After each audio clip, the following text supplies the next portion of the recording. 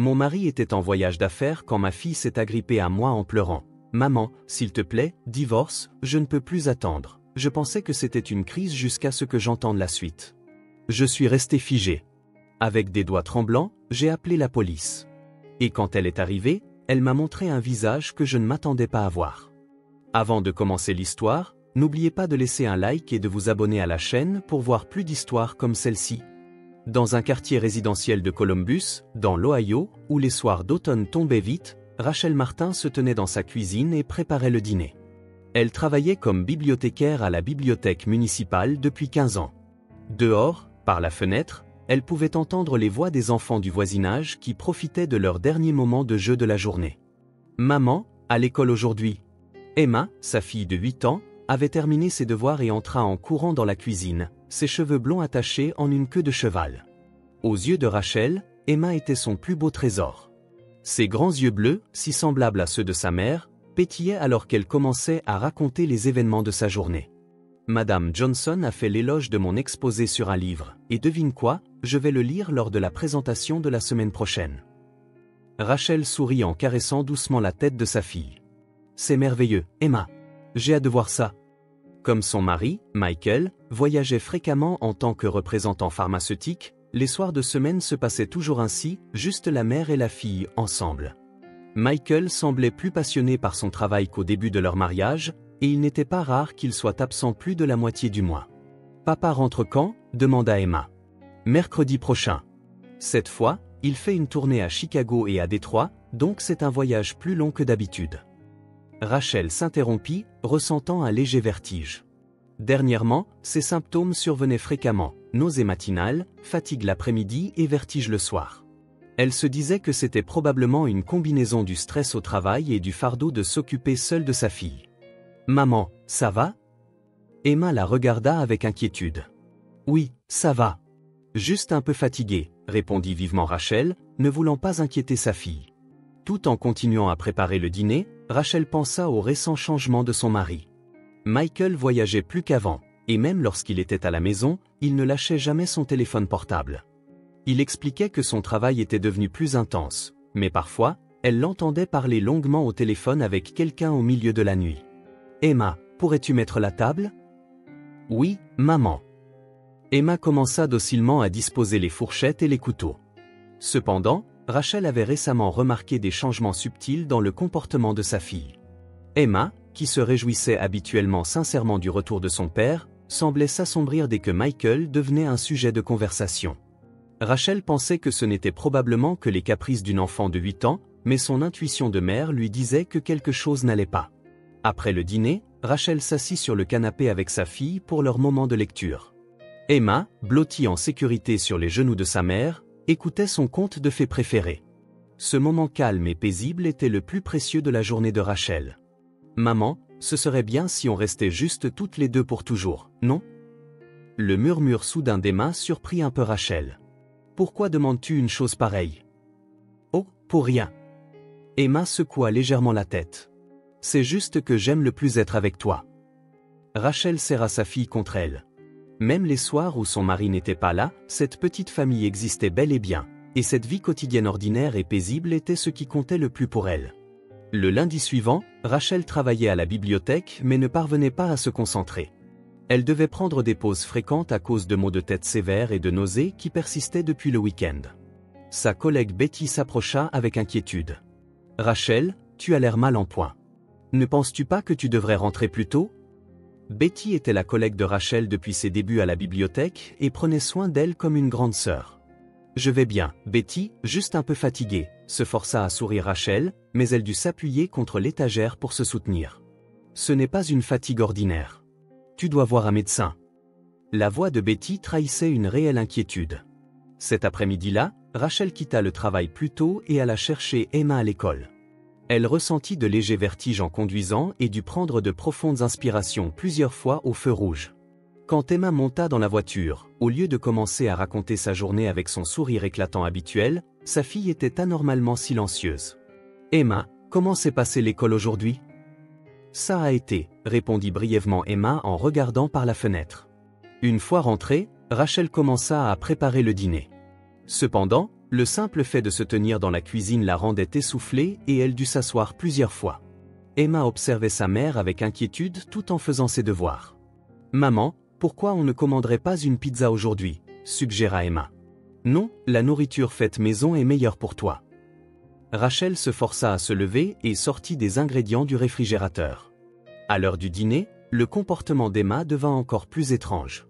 Sa fille, qui avait d'habitude un solide appétit, piquait simplement sa nourriture avec sa fourchette et ne mangeait presque rien. Rachel elle-même ne pouvait pas manger beaucoup à cause de ses nausées. « Emma, qu'est-ce qui ne va pas? Tu as mal au ventre? » « Non. » Emma secoua légèrement la tête, mais des larmes montaient à ses yeux. « Maman, tu as dit que papa rentrait quand? » « Mercredi. » « Pourquoi cela t'inquiète-t-il autant? Tu veux voir papa? » Emma secoua la tête frénétiquement. « Non, ce n'est pas ça. C'est juste... » En voyant sa fille peiner à trouver ses mots, Rachel ressentit une profonde anxiété. L'expression d'Emma semblait cacher quelque chose de trop lourd à porter pour une enfant de 8 ans. Le lendemain, mardi, l'état de Rachel empira. Elle fut prise de vertige et de nausées sévères dès son réveil et ne put même pas emmener Emma à l'école. Elle demanda à Madame Wilson, sa voisine, de l'y conduire. Seule, Rachel resta allongée sur le canapé, réfléchissant à ses symptômes. Au début, elle avait pensé au stress du travail, mais les symptômes étaient trop graves et commençaient à perturber sa vie quotidienne. Peut-être s'agissait-il d'une maladie sérieuse.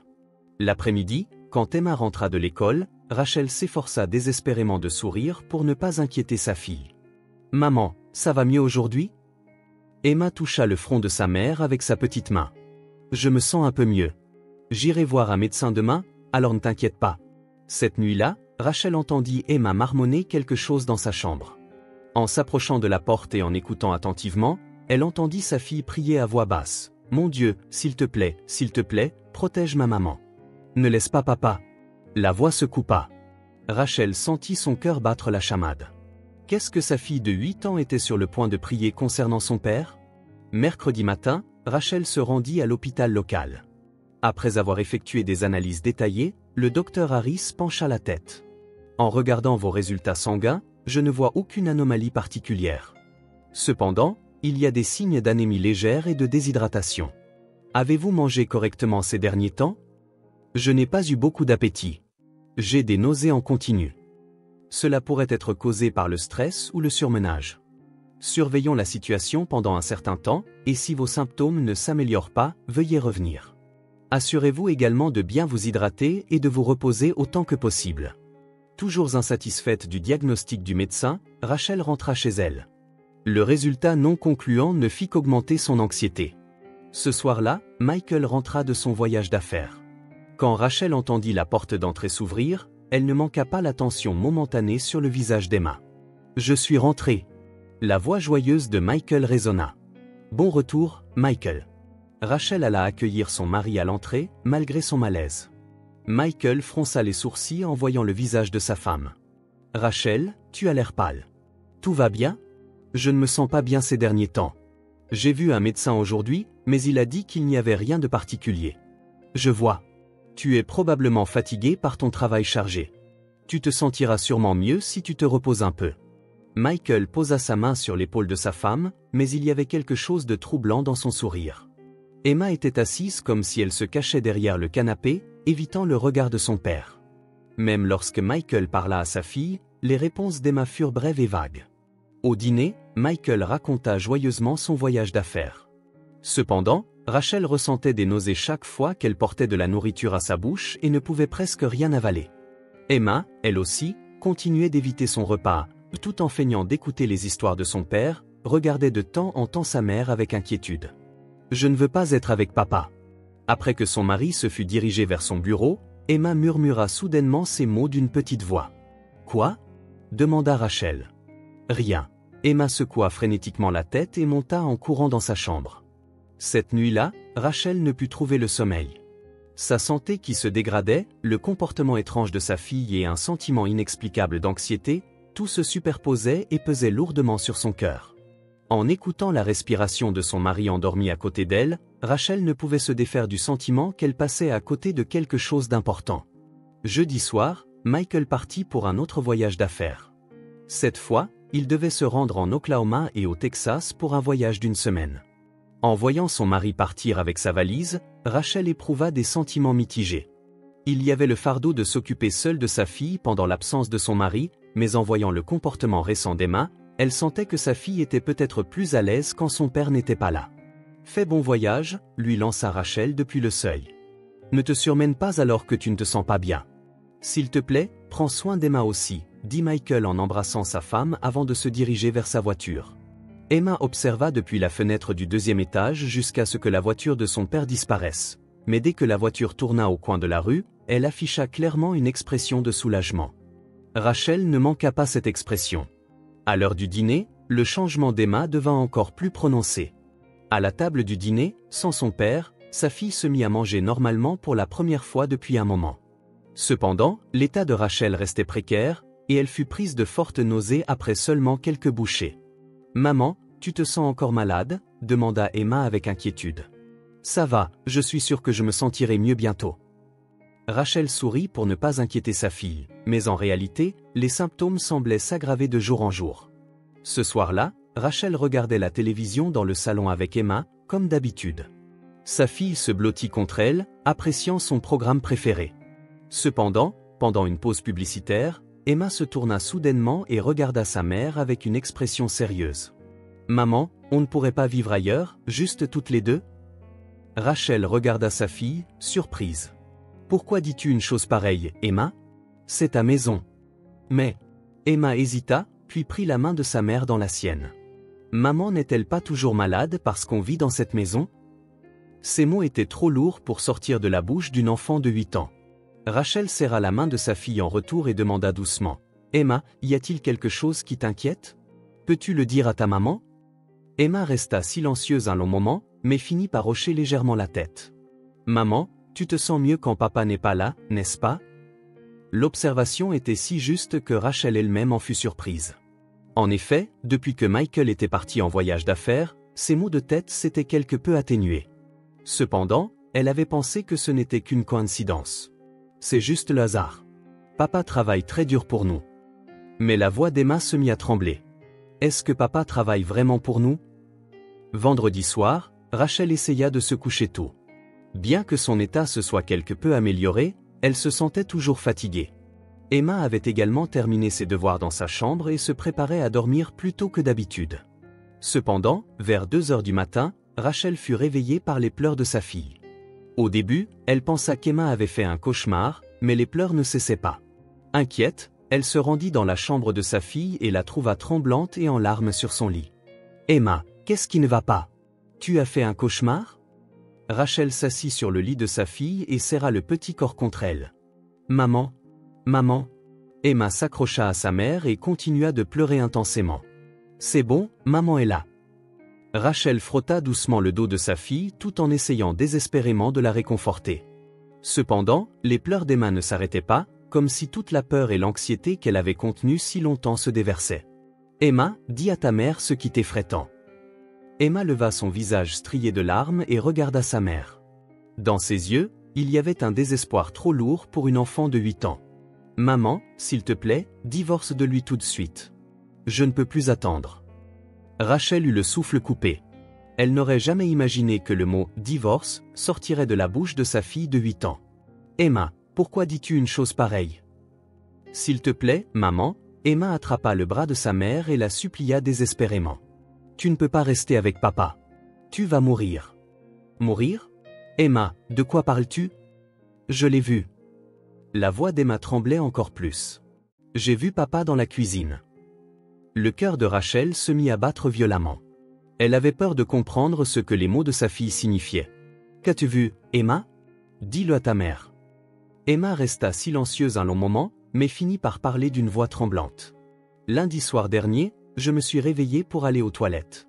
Quand j'allais descendre, j'ai entendu des bruits dans la cuisine.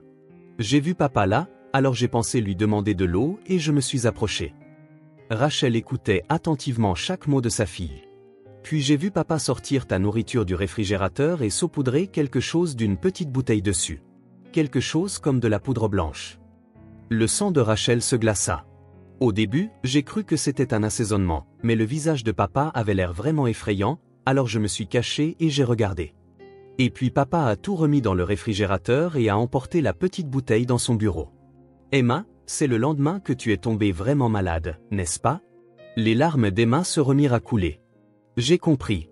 Papa met quelque chose d'étrange dans ta nourriture. Le corps de Rachel se raidit. Le témoignage de sa fille commença à s'organiser dans sa tête. Le moment de ses propres problèmes de santé, les symptômes qui s'atténuaient pendant les voyages d'affaires de son mari, la raison pour laquelle Emma ne voulait pas manger, tout se connectait en une seule ligne. Emma, as-tu vraiment vu ça?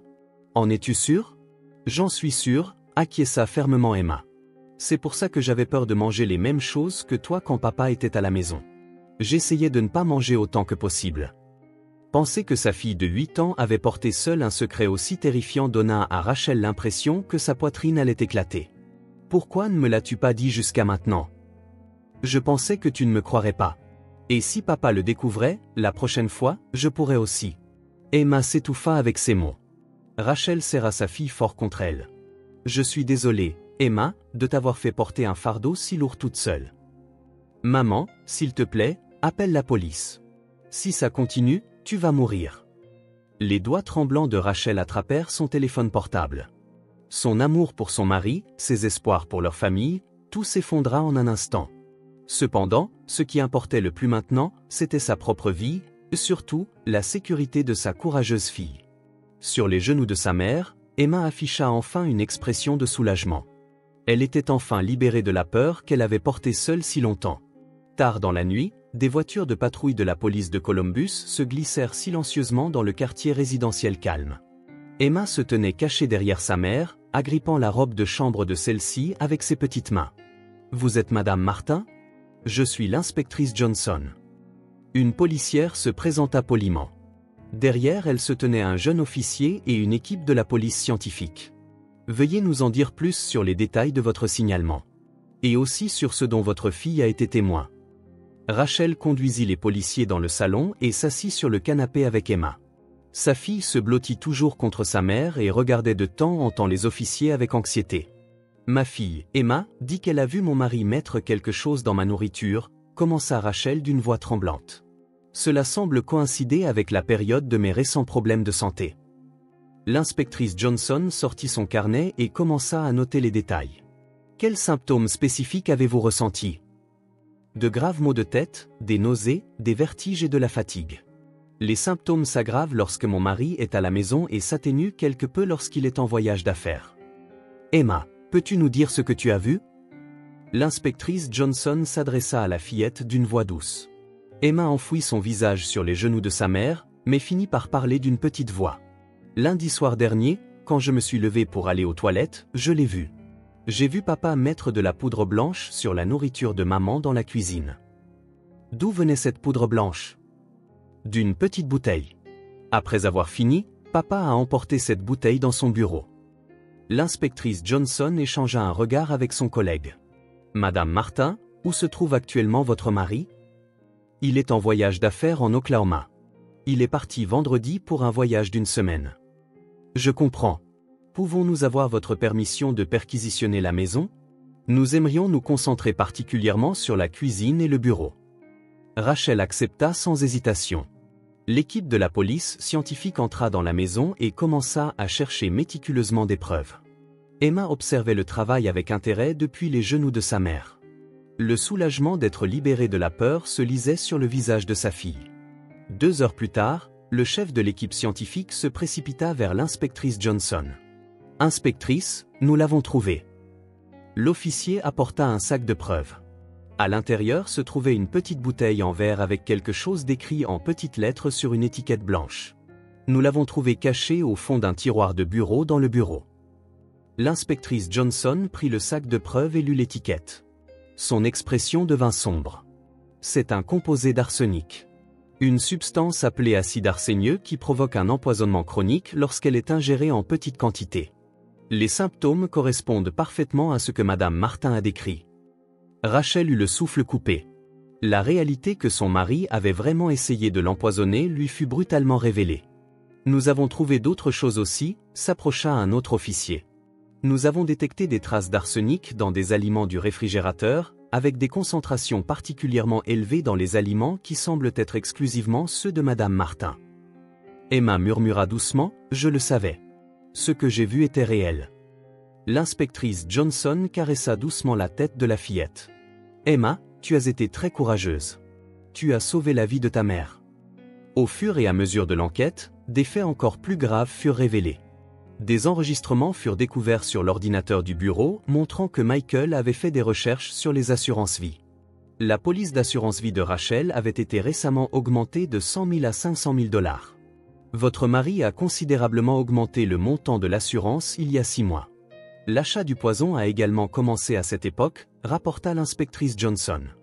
Il y eut une découverte encore plus choquante. L'analyse des relevés d'appels et des messages du téléphone portable de Michael révéla l'existence d'une maîtresse, une résidente de Chicago nommée Samantha Davis. D'après le contenu des messages, il semble que votre mari planifiait une nouvelle vie avec elle. Il y avait plusieurs échanges de messages du type « Une fois que tout sera réglé, déménageons sur la côte ouest ensemble ». Rachel se prit la tête entre les mains. L'homme qu'elle croyait être son mari aimant avait en fait essayé de la tuer pour l'argent de l'assurance, et il planifiait une nouvelle vie avec une autre femme. Peut-être que leurs 10 ans de mariage n'avaient été qu'un mensonge. « Maman, ça va ?» Emma leva les yeux vers sa mère avec inquiétude. « Oui, ça va. Grâce à ton courage de dire la vérité, nous avons été sauvés. » À 7 heures du matin, un mandat d'arrêt fut émis contre Michael. En coopération avec la police de Tulsa, en Oklahoma, Michael fut arrêté à son hôtel. Les charges étaient la tentative de meurtre et la fraude à l'assurance.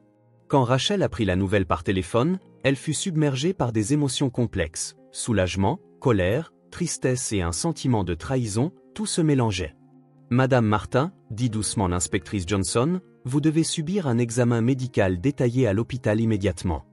Nous devons commencer le traitement pour l'empoisonnement chronique à l'arsenic. »« Je veux venir avec toi, dit Emma d'un ton ferme. »« Bien sûr, mais l'école ? » ?»« Je resterai à la maison aujourd'hui pour être avec maman. J'expliquerai à mon professeur plus tard. » Les tests à l'hôpital révélèrent des niveaux d'arsenic dans le corps de Rachel 10 fois supérieurs à la normale. Selon le médecin, si elle avait continué à en ingérer à ce rythme pendant quelques semaines de plus, cela aurait mis sa vie en danger. Heureusement, nous l'avons découvert au premier stade de l'empoisonnement chronique. Avec un traitement approprié, nous pouvons espérer une guérison complète, expliqua le médecin traitant. Pendant ce temps, Michael nia d'abord les accusations lors de l'interrogatoire, mais finit par avouer le crime face aux preuves matérielles et aux témoignages de sa maîtresse, Samantha. Celle-ci affirma qu'elle n'avait initialement pas été informée du plan de Michael, mais que récemment, il l'avait approchée en disant « Marions-nous une fois que ma femme sera décédée de maladie ». Assise sur son lit d'hôpital avec Emma, Rachel regardait par la fenêtre. La lumière du soleil de l'après-midi réchauffait la pièce. « Emma, merci beaucoup. Sans toi, j'aurais... » Maman, Emma prit la main de sa mère. « Nous pouvons être ensemble pour toujours maintenant, n'est-ce pas? Plus personne ne nous dérangera. » « Oui, c'est vrai. Commençons une nouvelle vie ensemble, juste toutes les deux. » Un an plus tard, au printemps, au tribunal de district du comté de Columbus, dans l'Ohio, le verdict pour Michael Martin fut annoncé. Il reçut une peine de 25 ans de prison pour tentative de meurtre, fraude à l'assurance et plusieurs autres charges connexes. Rachel et Emma, assises dans la galerie, observèrent ce moment en silence. Après le verdict, Rachel quitta le palais de justice en tenant la main de sa fille. Emma, maintenant âgée de 9 ans, avait beaucoup grandi et la joie était revenue sur son visage. « Maman, tout est fini maintenant, » dit Emma en regardant sa mère. « Oui, c'est vraiment fini, » sourit Rachel. « Maintenant, notre nouvelle histoire commence. Juste la nôtre. » L'année qui suivit l'incident n'avait pas été facile. Il fallut 6 mois pour éliminer complètement l'arsenic du corps de Rachel, période pendant laquelle des visites fréquentes à l'hôpital et un traitement médicamenteux furent nécessaires. Heureusement, comme le médecin l'avait prédit, elle se rétablit complètement et se sentait maintenant en meilleure santé qu'avant. La guérison psychologique prit encore plus de temps. Le choc de voir son amour et sa confiance pour son mari de 10 ans s'effondrer du jour au lendemain était plus grave qu'imaginé. Cependant, grâce à des séances répétées avec un conseiller professionnel et à la participation à des groupes de soutien avec des femmes ayant vécu des expériences similaires, elle put progressivement guérir ses blessures émotionnelles. Emma bénéficia également de séances régulières avec le conseiller scolaire. L'expérience d'avoir été témoin du crime terrifiant de son père à 8 ans et d'avoir porté la lourde responsabilité de le signaler aux adultes avait profondément affecté son cœur. Cependant, la résilience des enfants est merveilleuse, et avec un soutien adéquat, Emma continua de grandir sainement. Son travail à la bibliothèque fut également un grand soutien pour Rachel. Betty et tous ses collègues lui apportèrent un soutien chaleureux, même lorsque l'incident fut rapporté dans le journal local. Les usagers de la bibliothèque continuèrent de la traiter avec gentillesse. Au contraire, de nombreuses personnes furent émues par les actions courageuses d'Emma et envoyèrent de nombreuses lettres et cartes d'encouragement. « Maman, des fleurs ont été livrées à la bibliothèque aujourd'hui, n'est-ce pas ?» demanda Emma en rentrant de l'école. « Oui, d'une classe de 3e année d'une école primaire de la ville voisine. Ils ont écrit qu'ils avaient été inspirés par ton histoire. » Emma sourit joyeusement. « Ai-je vraiment fait quelque chose d'aussi incroyable ? » Tu as fait quelque chose de très incroyable. Tu n'as pas seulement sauvé ma vie, tu as sauvé notre avenir ensemble. Financièrement, la situation s'était également améliorée. La police d'assurance vie que Michael avait souscrite fut naturellement invalidée, mais la compagnie d'assurance versa une compensation suite à l'incident. De plus, la maison qui avait été au nom de Michael devint la propriété de Rachel suite à la procédure de divorce. La vie, qui aurait été difficile avec un simple salaire de bibliothécaire, était maintenant stable. Le plus grand changement fut dans la relation mère-fille. Bien qu'elles aient été proches avant l'incident, un véritable partenariat fondé sur une compréhension et une confiance profonde s'était maintenant établi. Emma n'était pas seulement une fille précieuse pour sa mère, mais aussi une camarade qui avait surmonté avec elle les difficultés de la vie. « Emma, sur quoi prévois-tu d'écrire pour la présentation de la rédaction de l'école le mois prochain ?» demanda Rachel en préparant le dîner. « Je vais écrire sur le thème de la vraie famille », répondit Emma tout en faisant ses devoirs. « Je vais écrire que la famille, ce n'est pas seulement être lié par le sang, mais ce sont les gens qui se soucient vraiment les uns des autres et se protègent mutuellement. » Rachel s'arrêta et regarda sa fille. « C'est une idée merveilleuse. Je suis sûr que ce sera une rédaction qui touchera le cœur de tout le monde. » Cette nuit-là, Rachel était assise sur le canapé avec Emma, lisant leur livre préféré. Dehors, la pluie de printemps tombait doucement, annonçant la saison de la nouvelle verdure. « Maman, nous sommes heureuses, n'est-ce pas ?» dit Emma en levant les yeux de son livre. « Nous le sommes vraiment. Parce que tu es là avec moi, je suis très heureuse. Moi aussi. Parce que tu es là avec moi, je n'ai peur de rien. » Les deux se sourirent et reportèrent leur attention sur le livre. Avec le doux son de la pluie dehors comme berceuse, mère et fille passèrent un moment paisible ensemble. Ayant surmonté l'épreuve qui avait commencé par cette nuit terrifiante un an auparavant, elles étaient devenues une vraie famille dans tous les sens du terme, une famille liée non seulement par le sang, mais par des liens d'amour profond et de protection mutuelle.